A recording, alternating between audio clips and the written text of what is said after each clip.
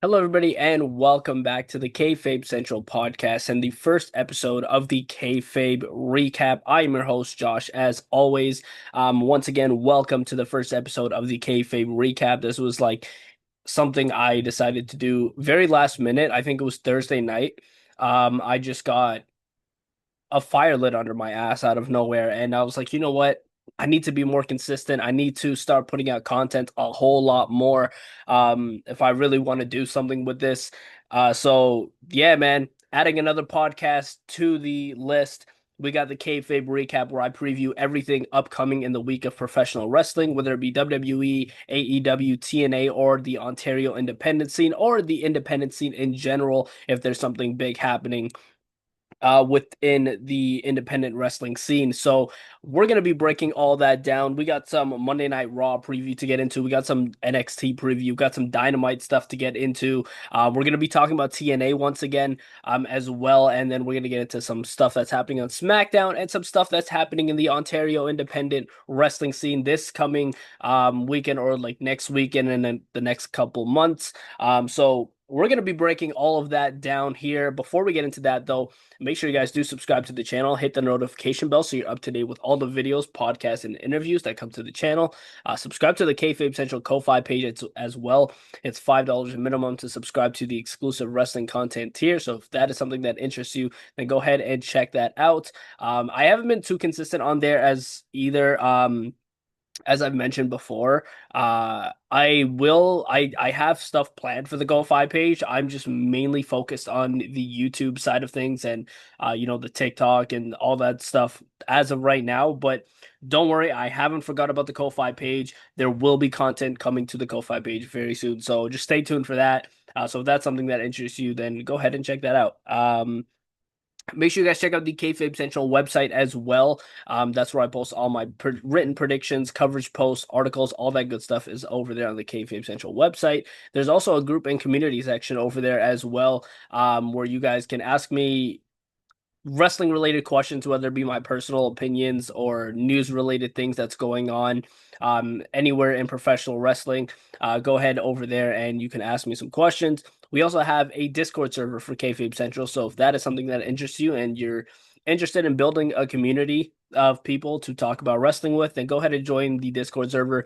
Invite as many people as you want to join the server. I haven't been as active in that either. I will try my best to be a lot more active. So if there's ever a time where the Discord server is getting really active, don't hesitate to reach out to me through whatever, whether it be Instagram, TikTok, or whatever, and be like, "Hey, man, the Discord server is, getting pretty alive right now." That's not even a phrase.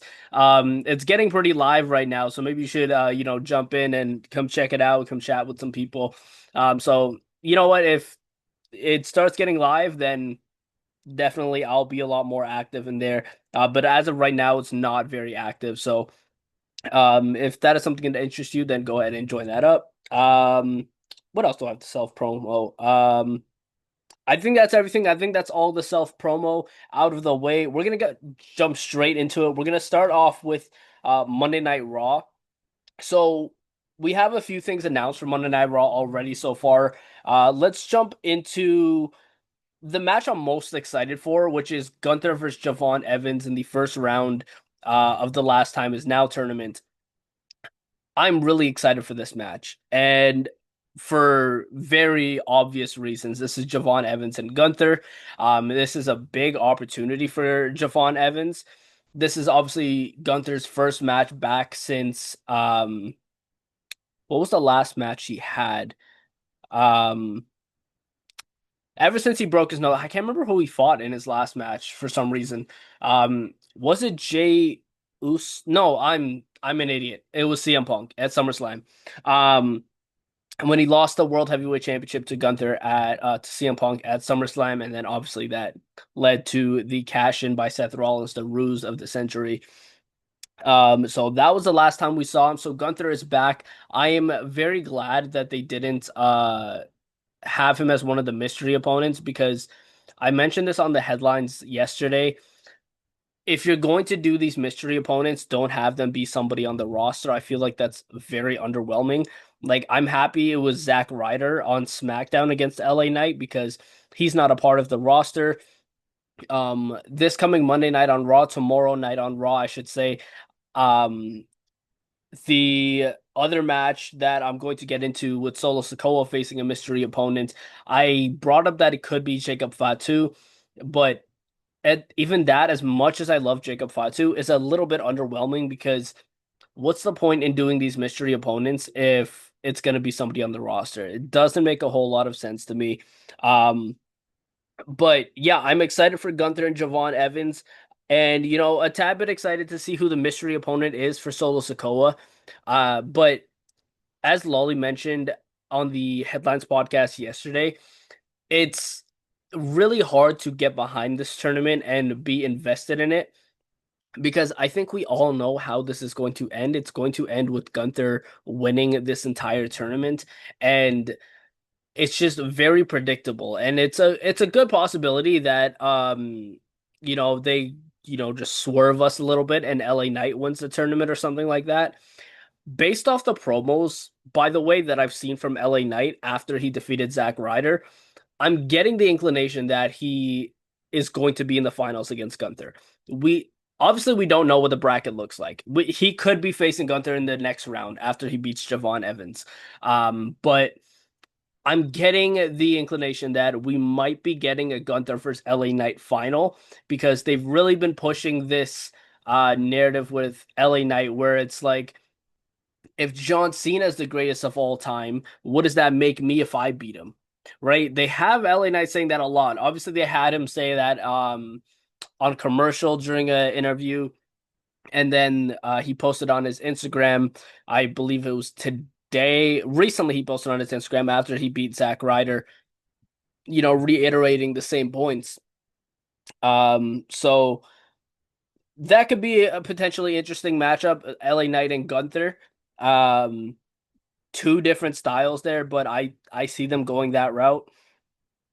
I don't think it should be LA Knight to win this tournament though. I think like we've mentioned before, it should be someone young and up and coming and somebody who has a lot of years left. Somebody like Gunther, he's not particularly a young up and comer, but he's got a lot of years left in the tank.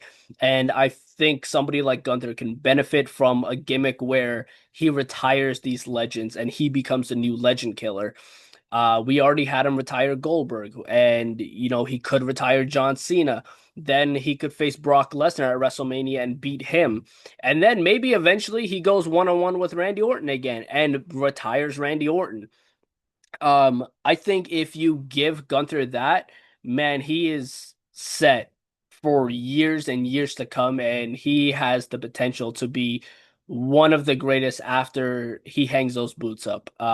Maybe that's a hot take, but I don't feel like it is. Gunther just he understands wrestling. He goes in there, and I've seen so many people make the comparison that Gunther is the Nikola Jokic of the WWE. And if you're not a basketball fan, then you wouldn't really understand that reference. But Jokic is somebody who just treats basketball as a job and not really a hobby. Jokic's hobby is, I believe it was like betting on horse racing or something like that. Gunther is the exact same way. He looks at wrestling as a job. What he really cares about is spending time with his family and cooking. That's what he loves. He's been very open about that. So Gunther's all business in there. He just understands this so much. And that's not to say he doesn't have fun wrestling. I'm pretty certain that he has fun wrestling, or else he wouldn't be doing it for this long. But he's gotten to the point where he has just made this his job and rather than a hobby. And you know what? I can completely respect that. But yeah, Gunther versus Javon Evans is definitely a match that I'm looking forward to. Solo Sikoa versus a mystery opponent. I'm just going to go the boring route and say it's going to be Jacob Fatu, as much as I don't want it to be. Um, and again, that's nothing against Jacob Fatu. I just feel like if you're going to do these mystery opponents, have it actually be a surprise rather than it be somebody on the roster.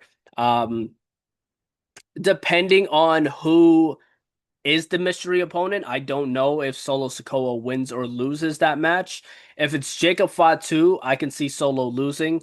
Um, but if it's just, somebody coming in for an appearance, if it's Chris Jericho, I can see Solo losing. Um, it would have to be somebody that we know is a one-time appearance and or they're not going to be around a lot for Solo Sikoa to win. I don't see Solo Sikoa advancing very far in this tournament.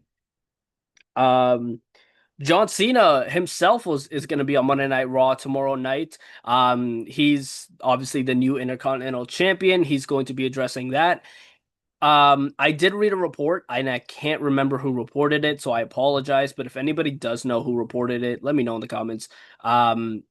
That John Cena will be competing on Monday Night Raw tomorrow night, and he will have a match. I will assume that it's going to be for the Intercontinental Championship.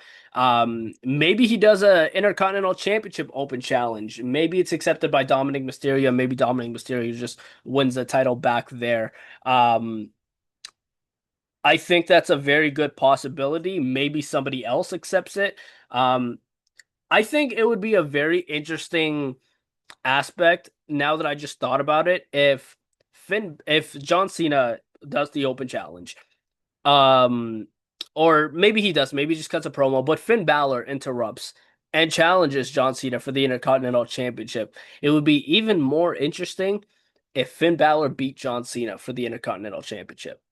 I think that would be very interesting with the Judgment Day storyline. The fact that Dominic Mysterio couldn't beat John Cena. He lost that IC title to John Cena. But Finn Balor is the one to beat John Cena and bring the IC title back to the Judgment Day. I think that would make the Judgment Day story a lot more interesting because you you've had this Judgment Day group for many years now, and recently it's gotten a little bit stale. Individually, they look great, but as a group, they're starting to feel a little bit stale. Not as bad as Dark State, but they're starting to feel a little bit stale. Um, and you need something to be like to get people to be like, oh, whoa, hold on now. Now this is interesting. So I think if you had a scenario where Finn Balor beats John Cena for the Intercontinental Championship rather than Dom just winning it back, I think that sets up Dom versus Finn perfectly. And then that way you could have Finn Balor turn babyface, get his respect from John Cena, but then Dominic Mysterio's like, oh, what was that about? I need my IC title back, and Finn's like, well, you're gonna have to beat me for it, and then that starts it. Dom turns on Finn Balor. Liv comes back. She decides who she sides with, probably Dom. Um, and yeah, I think you just let Roxanne Perez, Raquel Rodriguez, and JD McDonough go off on their own. They're talented enough to do that. And hell, you know what? Even if you wanted to do a scenario where JD McDonough is eventually in the IC title picture and you do a Judgment Day triple threat match, fine. You know what? I'm fine with that. As long as the Judgment Day thing is over and now they're feuding with each other, that's a little bit more interesting. So I think that's a route that they can definitely go on with the Women's Intercontinental Championship is on the line tomorrow night when Becky Lynch puts it up against Maxine Dupree. Um, I don't think that there's any chance in hell that Maxine Dupree beats Becky Lynch for the IC title, but there is the big question of where is AJ Lee? And uh I don't know if she's going to return tomorrow night. There have been no reports that I've seen or heard that she is returning tomorrow night, but it is a possibility. And they could go the very simple route of, and especially if you want to have AJ Lee and Becky Lynch in War Games, then you kind of need to have her return tomorrow night because War Games is 2 weeks away. Um, the typical thing of Becky beats Maxine, maybe just barely even, um, and beats Maxine down after the match, only to be saved by AJ Lee. Maxine is extremely happy that, she got saved by somebody she watched growing up. Um, and then that sets up AJ versus Becky eventually for the women's IC title. Now, whether you put those two in War Games, which I don't know how that's going to work with Survivor Series being 2 weeks away, or you set up AJ versus Becky for the Women's IC title at Survivor Series, which I think may be the better and smoother option for this because you have you have to have them interact with the woman in the War Games match. And Becky Lynch has not interacted with either side of the War Games teams. So I think that's going to be a very difficult task for WWE to do, and just throw them in there because and especially with AJ Lee, the last time we saw her was WrestlePalooza. I still hate that name, by the way. But that was the last time we saw her, so she obviously hasn't interacted with either side of the War Games team. Uh, we brought up on the podcast, the Headlines podcast yesterday, that it could be Bayley and Lyra joining the babyface team, so I think that's definitely possible. Um, Speaking of the women's division, though, Nikki Bella explains her attack on Stephanie Vaquer. Um, I have been very harsh on Nikki Bella for many years, even before I started this podcast, but especially recently on this podcast. I've been pretty harsh on Nikki Bella because I've never been a fan of her in the ring, or in general. I don't think that she can wrestle very well. I don't think she has that good mic skills either. Um, a lot of people say that heel Nikki Bella is a better Nikki Bella, and I'll give them that. I'll agree with that. I think babyface Nikki Bella is very bland, and um, I'm trying to think of something that like would compare to a babyface Nikki Bella. Like she just seems like the I don't know. She seems like the cheerleader you see in like these high school movies. Like it's just so corny. And she's sometimes like that as a heel as well, but she is a little bit better as a heel. Um, I think it was a Rue or somebody that brought up that Nikki Bella has wanted to play a heel before. And be a heel against somebody like Rhea Ripley. But so hopefully this is better. It doesn't change what she can do in the ring though, and I don't think that she can wrestle. So I don't have any interest in Nikki Bella chasing the Women's World Championship. She's not going to win it. So I don't have any interest in it. Uh, but let's move on to NXT and some things we have lined up for NXT. So this week is NXT Gold Rush Week 1. NXT Gold Rush is a 2-week event set for this week, November 18th, and next week, November 25th. Tatum Paxley defends her title in a rematch against JC Jane for the NXT Women's Championship. I don't know how this is gonna go because there's a part of me that's telling me JC Jane wins the title back. I don't think that's the good idea. I don't think you should do that. And I'm going to lean more towards Tatum Paxley retaining, maybe from help with Izzy Dame, because I think that the story you need to do right now and build up to is Tatum Paxley versus Izzy Dame for the NXT Women's Championship. That's the story you need to do, and then obviously Izzy Dame probably beats Tatum Paxley for it.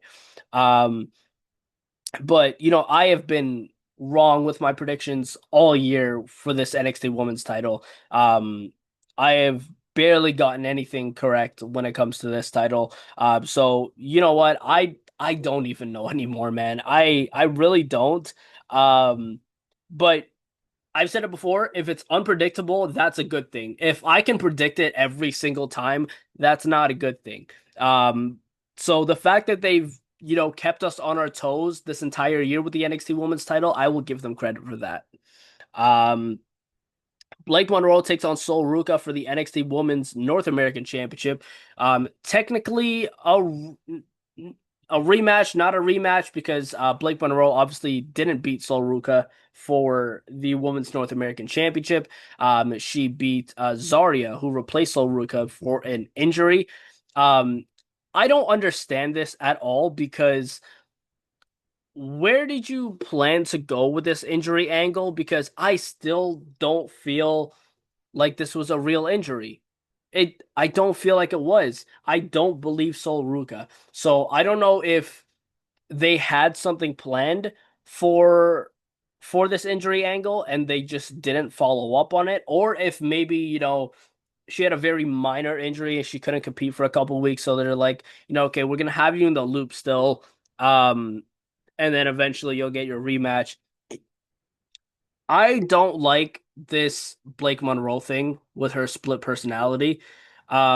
She's literally just talking to Tony Storm. That's what it seems like. It seems like she's just talking to Tony Storm because as um as soon as this segment came up and they showed her split personality, I was like, is that Tony Storm? That looks so much like Tony Storm. And it's not good. I have no interest in it. Have her do the glamour thing. You had her doing that. That's fine because that's what she was doing in AEW and that's her gimmick. But now you add the split personality thing, it doesn't make it interesting. It's not good. Um, it's literally just Tony Storm is her split personality. So I don't understand why we're doing this, why she needs to do this. Um, the glamour gimmick was fine as is. You didn't need to add anything else to this, especially not this. Um, but in terms of the winner of that match, I'm not 100% sure. I think it's possible that Zarya accidentally costs Sol Ruka the match, and or maybe um, you know, Blake Monroe's split personality and the darker side goes after the leg too much, to the point where Sol Ruka cannot continue, and Blake Monroe picks up the win and retains the title. I'm seeing that a lot more than I'm seeing Sol Ruka winning that title back. Um, and if Sol Ruka does win that title back, what do you do with that title now? Um, I think that the Sol Ruka and Zarya feud that I have been kind of hoping for and thinking was going to happen is almost gone. I feel like that opportunity is almost gone because Sol Ruka's not the Women's North American champion anymore. Blake Monroe is. And if you have Blake Monroe win that title and Sol Ruka win it back immediately after you've just introduced this split personality of Blake Monroe, that makes Blake Monroe look stupid. And that makes your booking look stupid. And it makes you look like you don't know what the hell you're doing. Um, so there's a lot of things wrong with that. And this is lol NXT, as Rue would say. This is not it's not good. They've booked themselves into a corner. I don't know what Soruka's actual situation is. I haven't heard anything whether she's actually injured or not, but I don't believe that she is. I don't understand what this angle is because um you're not going to get cleared that fast realistically if you're actually hurt and need to vacate a title. We've had people had minor injuries before and they never vacated the title because they were gone for like a week or two and that's how long Sol Ruka was gone for. She hasn't been out for that long. Um so I don't know what their plan is with this Women's North American Championship. But I'm assuming Blake Monroe just retains. Um, Osiris Griffin and Dion Lennox are taking on Javon Evans and Leon Slater for the NXT Tag Team Championships. I'm hoping that Leon Slater and Javon just win these tag titles. I am sick and tired of Dark State. Dork State is what I should be calling them from now on instead. That's what I should just be writing on the website and all that. It's this group sucks. I said on the headlines yesterday that Dark State is the worst thing about NXT, and I stand by that because every single week they look more stupid. They look dumber and dumber every single week. Like we have Dumb Dumb and Dumber the movie. I don't know what these four would be. Like, is it dumb, dumb, dumber, and stupid? Is that what we're doing with Dark State? Because that's what it seems like. And I've said this before. Individually, these guys are good. Saquon Sugar's so much potential, and I think that he can do quite a bit in the WWE in the future. Osiris Griffin and Dion Lennox, I think, can stay a tag team. I think they're both very talented. It's Cutler James that's the issue. I don't know what we do with Cutler James. I don't have any faith in Cutler James. Um, I don't think that he's that good. I don't think there's anything special about him. He can't cut a good promo other than when he says some, nonsense on the microphone. And Darkseid has to be like, oh, whoa, whoa, whoa. Like the first couple times was funny, and then after that, I was like, okay, can he just not cut a proper promo? And then when he does try to cut a proper promo, he just sounds stupid. So I don't like Darkseid at all. I think that they need to go. And my prediction is that Javon Evans and Leon Slater win the tag titles because that's what should happen. Um, Ethan Page and Chelsea Green defend the AAA mixed tag team titles against Joe Hendry and Thea Hale.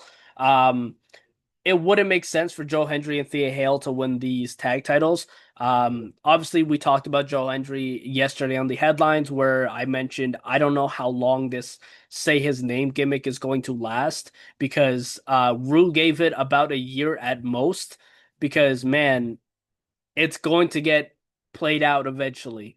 A lot of people are going to get tired of it eventually. But it makes no sense for Ethan Page and Chelsea Green to drop these mixed tag team titles. They just started this, gimmick with them running North America. So it wouldn't make sense for Joe Hendry and Thea Hale. As much as I like Thea Hale, it wouldn't make sense for them to win these titles, but I'm glad that Thea Hale is doing something at least. Um, that is NXT. We have a 3-hour episode of AEW Dynamite coming up this week. So a lot of things announced for that. Kenny Omega will be appearing on AEW Dynamite this week. No idea what he's going to be doing. But it's always cool when Kenny Omega's in the building. Everybody loves Kenny, so it's going to be interesting to see what he does. I can see him maybe interacting with the Young Bucks who are teeter-tottering on a babyface turn. So uh yeah, I could see him interacting with them and them being on the fence and Kenny trying to talk some sense into them potentially. That's something that they could do. Or maybe they throw Kenny in a feud with somebody else. I have no idea who. Um or maybe he's thrown into the casino, not the casino, the gauntlet match or whatever, for the AEW National Championship. I could see him being thrown into that. Um We have Hangman Adam Page taking on Katsuyori Shibata. Obviously, Hangman took on Powerhouse Hobbs last week in the Falls Count Anywhere match. And so now he's just, I guess, going through the ops one by one until he gets to Samoa Joe at Full Gear. Hangman's going to win, obviously. They're not going to have Hangman lose to Shibata unless, the ops get involved and cause a disqualification. I don't know if this is for the title. I didn't see anything specifically that said this is for the title. But maybe that's something that they'll announce closer to the show. But yeah, I'm not sure if it's for the title, but I wouldn't be surprised if Hangman does put the title on the line. They seem to like having Hangman defend the title in every match he's in, which makes sense to be honest. I like when they do that when no matter the match, it's a title match. Um, so yeah, I think that they should do that. I think that they should put the title on the line in that. Um, we have a Ring of Honor Women's Television Title unification match between Mercedes Moné and Red Velvet. I have no idea where this came from, but I also don't watch Ring of Honor, so I don't know if something was brewing over there and they decided to bring it over to Dynamite. So if anybody watching this does watch Ring of Honor, let me know in the comments. Um, so yeah, I don't know where that came from, but Mercedes Moné versus Red Velvet unification match. Mercedes Moné is going to win. She just won a 13th championship yesterday. What was it? APOC was the promotion called? I can't fully remember. Um, but yeah, Mercedes Moné is definitely just going to win that and add another title. Um, we then have the AEW Women's Tag Team Title Tournament quarterfinal match. Gosh, man, these tournament matches are just a mouthful. But it's Tony Storm and Mina Shirakawa taking out Riho and Alex Windsor. Tony and Mina are going to win this match. That's nothing against Riho and Alex Windsor. I think they're both talented, but it's Tony and Mina we're talking about. It's going to be very interesting to see the condition that Mina and Tony are in. I think that's a story that they're going to play into a little bit, obviously, after Blood and Guts this past Wednesday. So I think that's the story that they're going to play into. They're going to get beat up a little bit, and they're going to play into that. But I think in the end, Tony and Mina advance. It's very possible they end up in the finals of this tournament. So I think that's definitely a possibility. We have another AEW Women's Tag Team title tournament quarterfinal match, is what I'm trying to say. Um, TJ takes on Megan Bayne and Marina Shafir. I cannot speak, man. Megan Bayne and Marina Shafir are winning this. That's a foregone conclusion that they're winning that match. Anna Jay and Tay Mello. Is it Tay Mello she's going by right now? She's they're fun. They're a fun tag team, but they're never gonna do anything with them. I think they're just a tag team to put other tag teams that they actually want to push over. So no chance that they beat Megan Bayne and Marina Shafir. But that's AEW Dynamite. That's what they have lined up thus far for Dynamite this coming week. Remember, a 3 hour episode of Dynamite, which, man, they love doing these 3 hour episodes. Gosh. Um, let's talk about TNA. I know we talked about TNA yesterday on the headlines, and I was gonna do a TNA Impact preview, but I haven't seen anything announced for TNA Impact this week. Obviously it's going to be pre-taped. I don't think this week's a live edition. Um, but man, TNA has had a shitty PR week. We started off, them losing Joe Hendry, them giving the same exact story to reporters. Um, like word for word the same exact story to reporters about Mike Santana. I was, watching through Sean Ross a Fightful report about it. I'm like, man, really? And then yesterday, or not yesterday, I think this might have been at Turning Point or a TNA Impact taping or their live event, whatever the case may be. Somebody attended a TNA event and they uh they thought he was recording and apparently he wasn't, and he was kicked out of the arena and told he was not going to get refunded for his tickets. His tickets were not going to be refunded. What the actual fuck is going on with TNA? It has been a very shitty PR week for TNA, and I feel like as they've aligned themselves with the WWE, they have just gone downhill. Um, at first, this was good for TNA, but you could just see they are getting the corporate boot in the ass right now because they were never like this. This was never TNA beforehand. And I love TNA. I love people that work in TNA. I've talked to people that work in TNA, but I'm going to share how I feel, no matter the case. And what's going on in TNA right now, this week alone, has been terrible. They need to change something over there because it's going to get to a point where fans are not going to want to attend your show anymore. You're going to kick people out for recording.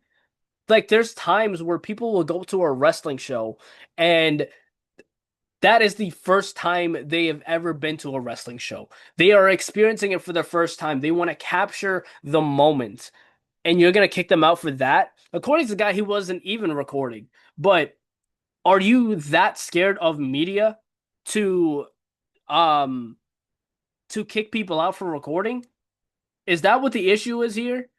Because man, this was never the case. Never the case with TNA.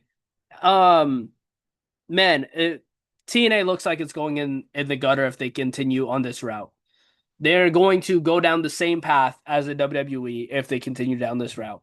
Um And each week that passes, each day that passes, each TNA Impact that passes, I just think more and more and more. I'm like, okay, when is the announcement coming that WWE has bought TNA?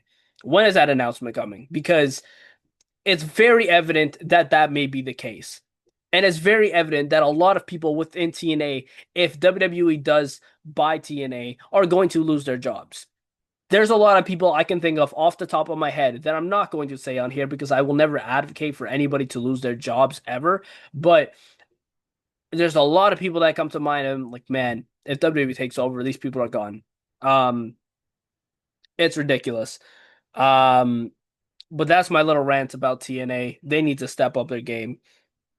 Let's go on to Friday Night SmackDown, some stuff we have lined up over there. The last time is now tournament first round match. Penta takes on Finn Balor. Should be a fun match. Penta and Finn Balor are both great wrestlers. I love them both. I think Penta advances in this tournament. If they go down the route, what I mentioned earlier, Finn Balor challenging John Cena for the IC title. Um, I can see Penta just moving on.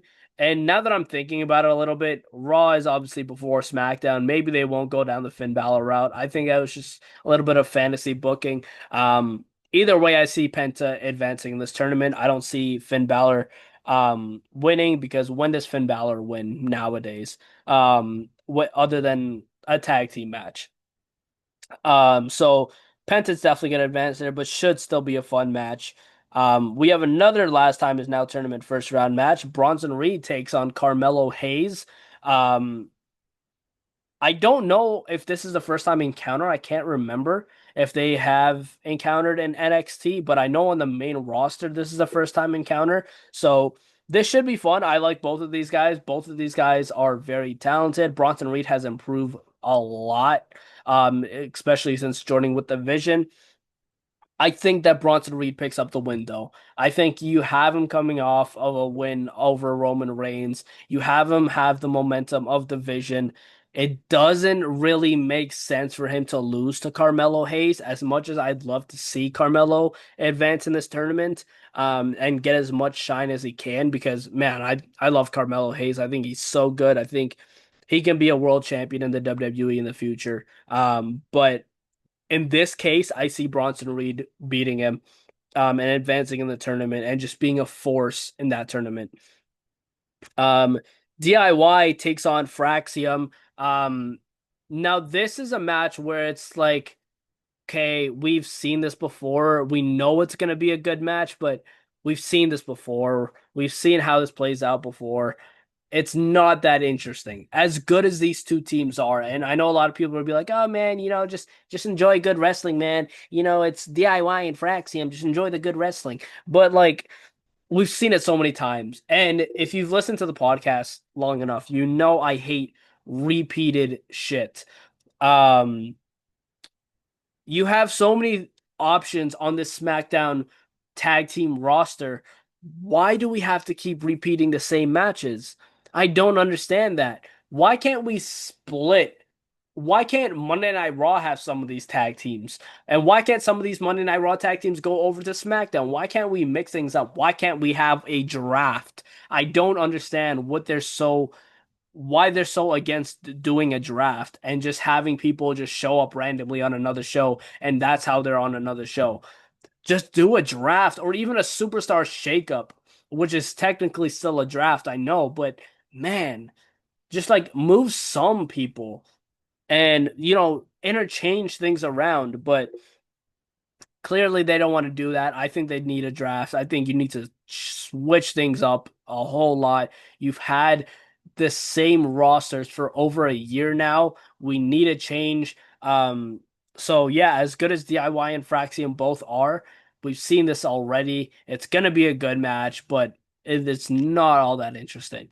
Um, we also have to see what's going on with the Wyatt Six. They're the tag team champions right now, are they not? Like, I keep forgetting that they're holding the tag team titles because they haven't done anything other than just creep around backstage. What is going on with that? What are we doing with the MFTs and the Wyatt Six? Clearly nothing because the MFTs have a 5-on-5 traditional Survivor Series match against Sami Zayn, Rey Fenix, Shinsuke Nakamura, and the Motor City Machine Guns on the Go Home show for Survivor Series. So what the fuck are we actually doing with the Wyatt Six and the MFTs or the Wyatt Six in general? The booking for them has been god awful, and they need to step that up a whole lot because you had a point where almost every single week the tag team titles are on the line. It was the best thing about SmackDown. And now it's just really died down and they've lost motivation to continue that momentum.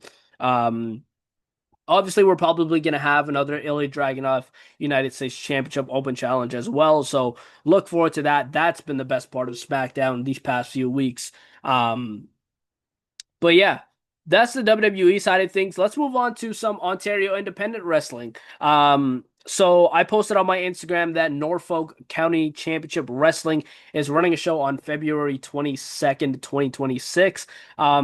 I posted the talents already announced for that thus far. That being Alexia Nicole has been announced for that show. The Style Siren Kingsley has been announced, and Wanda Del Rey has also been announced. Alexia Nicole, fantastic independent wrestler. I think she is somebody who deserves to be signed. Obviously, she was my first interview on this channel of the Kayfabe session. So if you haven't checked that out, go ahead and check it out.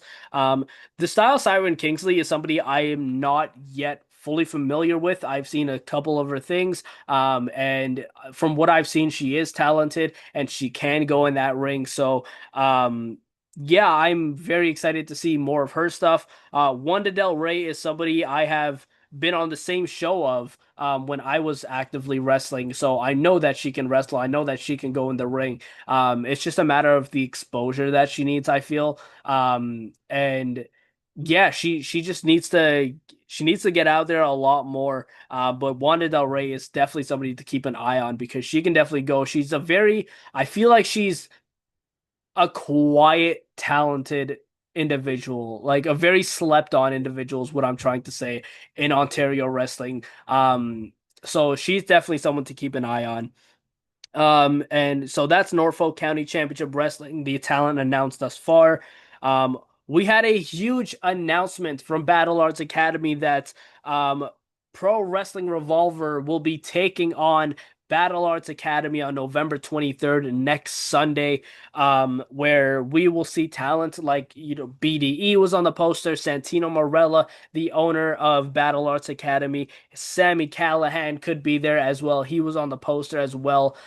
So this is going to be really exciting. Unfortunately, I will not be able to attend this event. I already booked a ticket for a concert to go to before this show was even announced. So unfortunately, I cannot go to this event as much as I want to, because I can imagine this is gonna be a whole lot of fun to be a part of. But I did see that this is going to be on Triller as well. It is happening at the Don Koloff Arena, aka Battle Arts Academy in Mississauga, Ontario. So if you're in the area, make sure you guys go check that out, and check it out on Triller as well because it'll be on there. Yeah, man, if you're in the area, go get your tickets. I believe that I saw on the website that it is $25 for general admission and $40 for front row. A show like this is going to sell out fast, so make sure you guys go check that out. And get your tickets as soon as you can because this is definitely something you want to be a part of. I don't think we've really had something like this in Ontario wrestling for a long time, and this is huge, man. This is good stuff right here. So definitely go ahead and be a part of it if you can, or check it out on Triller. But yeah, that's all I got for the Kayfabe recap this week. Just previewing some stuff that's happening in professional wrestling all around the world. Let me know your thoughts on everything that I talked about today in the comment section below, whether you're on YouTube or Spotify. Let me know. And obviously, I mentioned a bunch of other different ways you can let me know your opinions at the start of this podcast. So yeah, make sure you guys let me know all of that stuff. I will be back tomorrow night with the Monday Night Raw post-show review. So make sure you guys keep an eye out for that. Keep your notifications on so you can be alerted and notified when I post a podcast. And until then, I will see you guys on the next one. Take it easy.